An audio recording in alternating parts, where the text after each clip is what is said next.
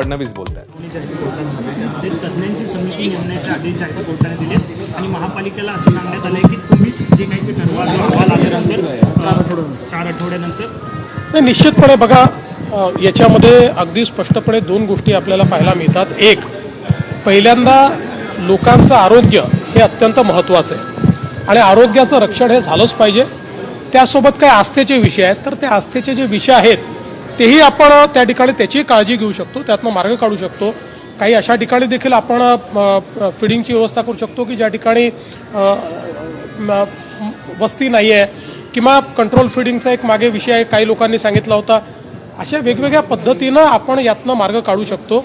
हा वादाचा विषय नाही आहे, हा समाजाचा विषय आहे। त्याच्यामुळे मला असं वाटतं समाजाचं आरोग्य आणि समाजाची आस्था या दोन्ही गोष्टी विचारात घेऊन योग्य प्रकारे या ठिकाणी आम्ही मार्ग काढण्याचा प्रयत्न करू। 15 ऑगस्टला मास्क बंदीबाबत सुद्धा विषय जो आहे तो पोहोचला। पहिल्यांदा तर या राज्य सरकारने असा कुठलाही निर्णय घेतलेला नाही।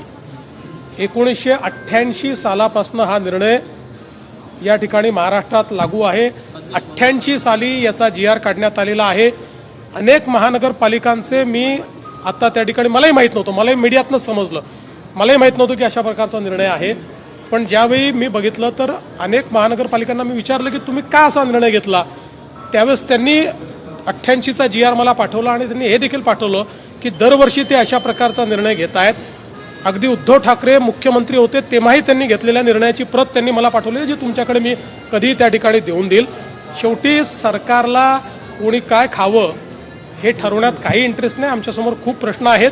त्यामुळे मला असं वाटतं की विनाकारण 1988 साली घेतलेला निर्णय आणि आज मात्र त्याच्यावर अशा प्रकारे वादंग तयार करायचा जणू काही आमच्या सरकारने निर्णय घेतला आणि काही लोक तर इथपर्यंत पोहोचले की ते शाकाहारी खाणाऱ्यांना नपुंसक म्हणायला लागले, इथपर्यंत लोक पोचायला लागले। तर हा मूर्खपणा बंद केला पाहिजे। अशा प्रकारे शाकाहारी, नपुंसक आणि मांसाहारी हे ज्याला जे खायचं तो ते खातोय। आपल्या देशात जे काही संविधानाने अलाव केलं आहे तर प्रत्येकाला जगण्याचा अधिकार आहे। आमच्या सरकारने घेतलेला हा निर्णय नाही, हा जुन्या सरकारनेच घेतलेला निर्णय आहे।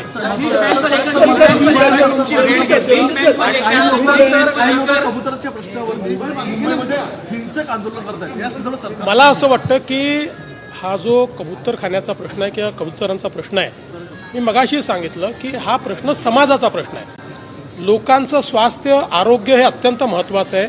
आरोग्याशी कॉम्प्रोमाइज करता येत नाही, सोबत आस्था देखील आहे। त्यामुळे आरोग्याशी कॉम्प्रोमाइज न करता आस्थेचा प्रश्न कसा सोडवता येईल हा प्रयत्न केला पाहिजे। पण मला हेही लक्षात येत आहे की काही लोकांना यातही महानगरपालिकेच्या निवडणुकीची संभावना लक्षात येते आहे आणि म्हणून याला एक समाजाविरुद्ध दुसरा समाज, एका भाषेविरुद्ध दुसरी भाषा असं कसं भांडण लावता येईल असे प्रयत्न काही लोक करतात, पण ते यशस्वी होणार नाहीत। मुंबईचं मी तुम्हाला सांगतो प्रकृती अशी नाही आहे मुंबईची।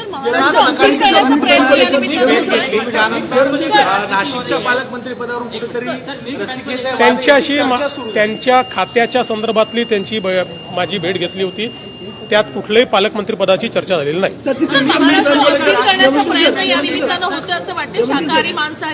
असल्या महाराष्ट्र इतका मजबूत आहे की असल्या गोष्टींनी काही महाराष्ट्र या ठिकाणी हालेल आणि महाराष्ट्रामध्ये काहीतरी होईल अशा प्रकारे विचार करण्याचं कारणच नाही। महाराष्ट्र फार मजबूत आहे। महाराष्ट्राने मागच्याही काळात दाखवलेलं आहे की मिस इन्फॉर्मेशन तयार केल्याने काही फार सफलता मिळते असं नाही। देखिए, ये फैसला कोई इस सरकार ने लिया हुआ नहीं है। 1988 से ये फैसला चला आया है, हमने कोई नया फैसला किया नहीं है। जब उद्धव ठाकरे भी चीफ मिनिस्टर थे तब भी ये फैसला था, अब भी वो फैसला है, हमने कोई नया फैसला लिया नहीं।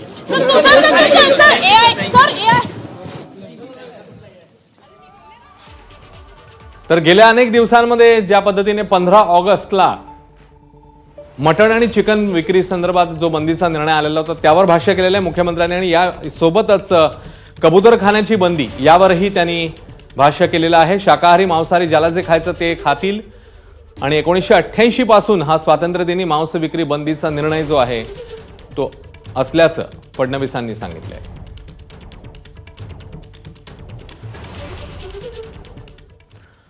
आणि आता राज्यभरातल्या घडामोडींचा सविस्तरपणे वेगवान आढावा घेणार आहोत महाराष्ट्र सुपरफास्टमध्ये।